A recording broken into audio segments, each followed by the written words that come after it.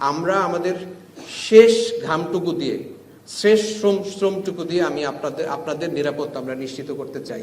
কারণ আমরা বুঝতে পেরেছি যে এটা বাংলাদেশের জন্য একটা প্রায়োরিটি সেক্টর, বাংলাদেশের জীবন মরণ সমস্যা। আপনারা যদি না থাকেন আমাদের অর্থনীতি থাকবে না, এটা আমরা খুব ভালোভাবে বুঝতে পেরেছি। আপনারা যদি না থাকেন, আপনাদের ট্যাক্সের টাকায় আমাদের বেতন হয়, আমাদের বেতন হবে না। আমি যখন এখানে দাঁড়িয়ে আছি, আমি আসলে এক ধরনের উভয় সংকটের মধ্যে আছি। তো উভয় সংকটটা কিরকম? যেমন এক পক্ষ বলছে যে আমরা যথেষ্ট দৃঢ়তার সঙ্গে দায়িত্ব পালন করছি না, আবার আর এক পক্ষ বলছে যে আপনারা শক্তি প্রয়োগ করে এই সমস্যার সমাধান করতে পারবেন না।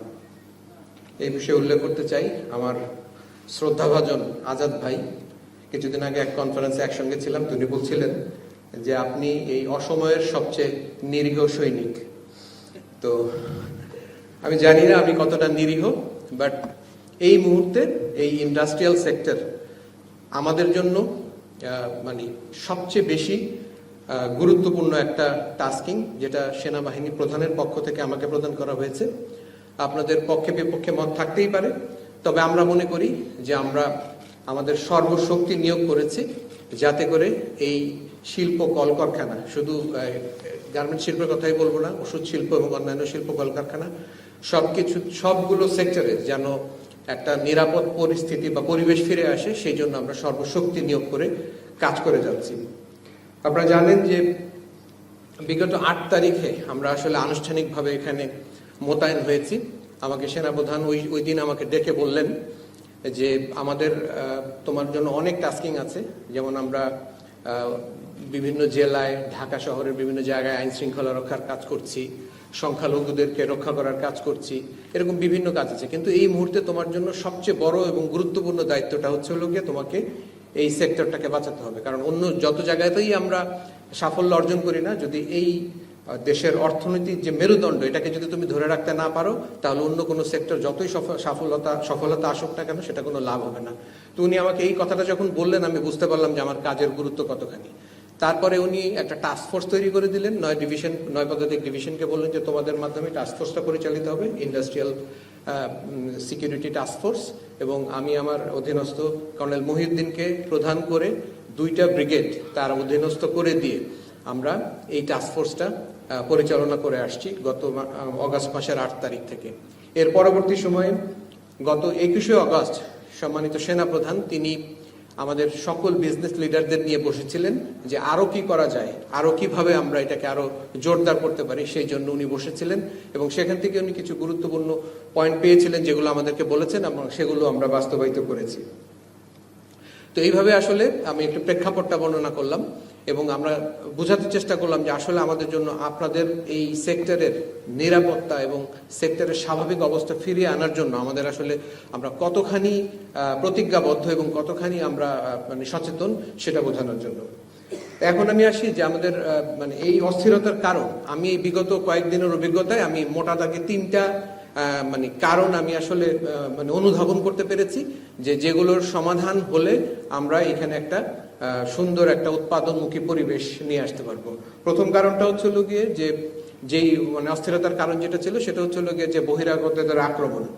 অর্থাৎ আমরা প্রথম দিকে যখন মোতায়েন করেছি তখন আমরা দেখেছি গার্মেন্ট শিল্পের সঙ্গে জড়িত নাই এইরকম কিছু ব্যক্তিবর্গ এসে কোম্পানিগুলোকে আক্রমণ করছে, সৈনিক আমাদের যারা শ্রমিক আছে তাদেরকে কারখানা থেকে বের করে নিয়ে আসছে।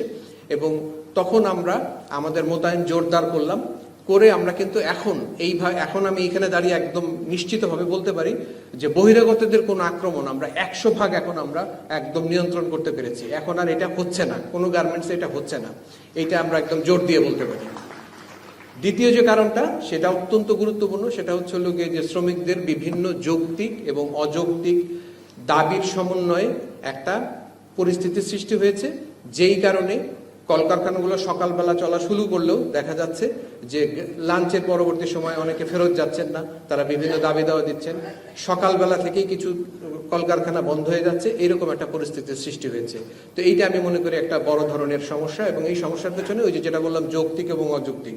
যৌক্তিক যেমন ডিআইজি সাহেব বলে গেলেন ইন্ডাস্ট্রিয়াল পুলিশের যে অনেক জায়গায় যেমন একটা বড় অংশ এখনো বেতন পায়নি, এরকম একটা যৌক্তিক যেমন ব্যাপার আছে, অযৌক্তিক আছে। আপনারাই বলেছেন যে পুরুষের সংখ্যা, পুরুষ শ্রমিকের সংখ্যা নারী সংখ্যার থেকে বেশি হতে হবে। কিছু কিছু বাইরের লোক এসে বলছে আমাকে এই গার্মেন্টসে চাকরি দিতে হবে, এগুলো অযৌক্তিক দাবি।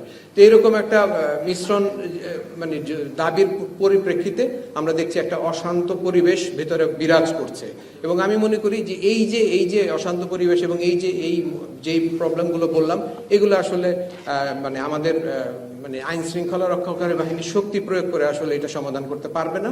আমি মনে করি যে এইটা একটা ত্রিপক্ষীয় সমাধান, মালিক, শ্রমিক এবং নীতি নির্ধারী মহল যারা আছেন তারা মিলে হয়তো এটা সমাধান করবেন বলে আমি আশাবাদী। এবং তৃতীয় যে সমস্যাটাকে আমি মোটা দাগে চিহ্নিত করেছি সেটা হচ্ছে ঝুট ব্যবসাকে কেন্দ্র করে, যেটা আমরা আমাদের আইন শৃঙ্খলা বাহিনীর মাধ্যমে অনেকটাই নিয়ন্ত্রণে নিয়ে আসতে পেরেছি। তবে আমি বিশ্বাস করি এই সমস্যার সম্পূর্ণভাবে সমাধান করতে হলে রাজনৈতিক নেতৃবৃন্দকে আগে এগিয়ে আসতে হবে। আমি যেটা আমার অভিজ্ঞতা থেকে দেখেছি, এখানে এই যে মানে নতুন বোতলে পুরান মদ, এরকম একটা সমস্যা এখন আমরা দেখছি।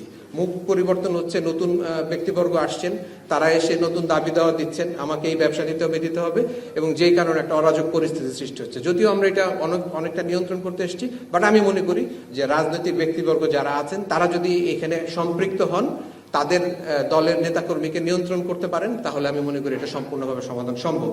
আর এছাড়া আমি মনে করি এই যে একটা এইজোল্ড একটা প্রথা, এই যে ঝুট ব্যবসা, এটা একজনকে দিয়ে দেয়, আমি মনে করি এইটার একটা পরিবর্তন আসা দরকার।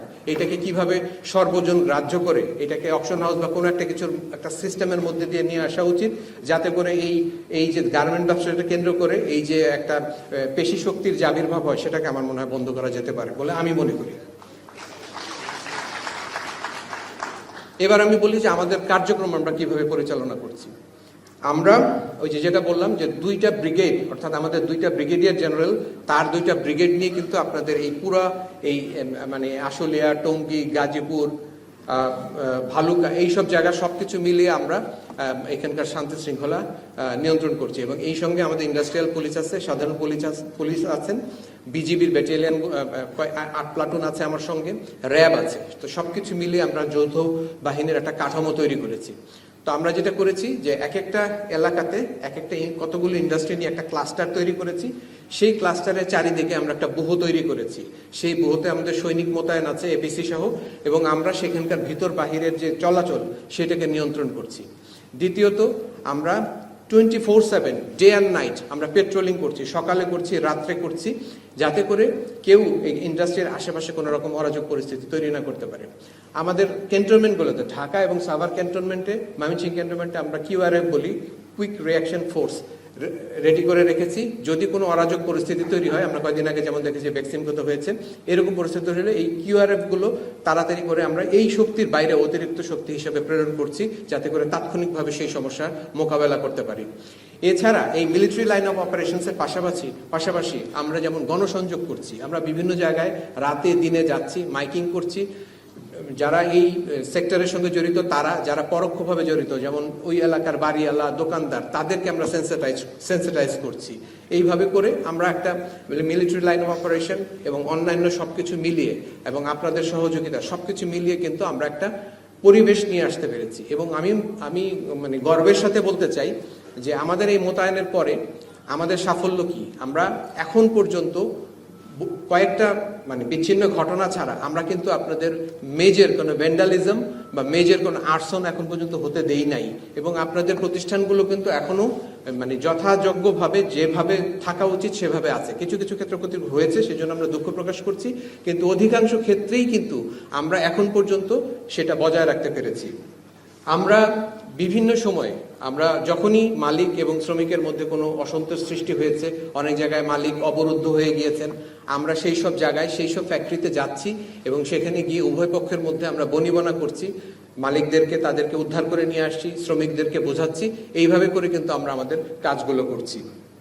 আমরা রাত্রেবেলা অপারেশনস করে যারা অনিষ্ট সৃষ্টি করেছেন, একদম স্পেসিফিক তথ্যের ভিত্তিতে এইরকম লোকজনকে আমরা গ্রেফতার করছি এবং বিভিন্ন জায়গায় গিয়ে তাদেরকে আমরা মোটিভেশন করছি, মাইকিং করছি, রাতে গিয়ে বলছি যে আপনারা এই কাজগুলো করবেন না এবং তাদেরকে বোঝানোর জন্য সক্ষম হচ্ছি। তো এইভাবে করে আমরা বলবো যে আমরা এই সম্পূর্ণ এলাকার একটা মোটামুটি একটা শান্তি শৃঙ্খলার যে বিষয়টা, সেটা কিন্তু আমরা নিয়ন্ত্রণ করছি। তাহলে এখন সমস্যা কি? সমস্যা হচ্ছে ওই যেটা প্রথমে বললাম যে এই যে শ্রমিকদের যে দাবি দেওয়া, যেটা আমরা বলবো যৌক্তিক এবং অযৌক্তিক মিলিয়ে, এইটার যদি একটা ত্রিপক্ষীয় সমাধান না হয়, আমি যদি আরেকটা ব্যাটালিয়ন বা আরেকটা ডিভিশনও যদি এখানে এসে মোতায়েন করি, আমার মনে হয় সেটাতে খুব একটা মানে ফলপ্রসূ কোনো কিছু হবে না। সুতরাং আমরা তাকিয়ে আছি যে এই সমস্যাটার সমাধান রাজনৈতিকভাবে নীতি নির্ধারক মহল থেকে আপনারা সবাই মিলে উভয় পক্ষের সহনশীলতার মাধ্যমে আপনারা এটা সমাধান করবেন, তাহলে আমরা যে শ্রম দিচ্ছি সেটা মানে সার্থক হবে। এবং আমি একটা কথা একদম মানে নিশ্চিতভাবে বলতে চাই, যেহেতু সেনাপ্রধানের পক্ষ থেকে, বাংলাদেশ সেনাবাহিনীর পক্ষ থেকে এইটা আমাদের জন্য একটা প্রায়োরিটি টাস্কিং। আমরা আমাদের শেষ ঘামটুকু দিয়ে, শেষ শ্রমটুকু দিয়ে আমি আপনাদের নিরাপত্তা আমরা নিশ্চিত করতে চাই। কারণ আমরা বুঝতে পেরেছি যে এটা বাংলাদেশের জন্য একটা প্রায়োরিটি সেক্টর, বাংলাদেশের জীবন মরণ সমস্যা। আপনারা যদি না থাকেন আমাদের অর্থনীতি থাকবে না, এটা আমরা খুব ভালোভাবে বুঝতে পেরেছি। আপনারা যদি না থাকেন, আপনাদের ট্যাক্সের টাকায় আমাদের বেতন হয়, আমাদের বেতন হবে না। তো সুতরাং এই অনুভূতি যখন আমাদের আছে, তখন আমরা আমাদের কর্তব্য অবশ্যই করে যাব। সেই জন্য আমি আপনাদের সহযোগিতা চাই, মালিক পক্ষের সহযোগিতা চাই, শ্রমিক পক্ষের সহযোগিতা চাই। তাহলে আমরা আমাদের কাজগুলো সুন্দরভাবে, সুচারুভাবে করতে পারবো। এবং আপনাদের সহযোগিতা নিয়ে আমরা ভবিষ্যতে থাকব। এবং আপনারা যতদিন চাবেন, আমাদের সরকার, আমাদের সেনাপ্রধান যেটা বলেছেন যে এই সরকারকে কোনোভাবেই ফেল হতে দেওয়া যাবে না, এবং যত ধরনের সহায়তা দরকার সেনাবাহিনীর পক্ষ থেকে সেটা দেয়া হবে। এবং যতদিন সরকার চাবে, আমাদের যত কষ্টই হোক, আমরা এই গ্রাউন্ডে থাকব এবং আমরা এই আমাদের কাজ করে যাব।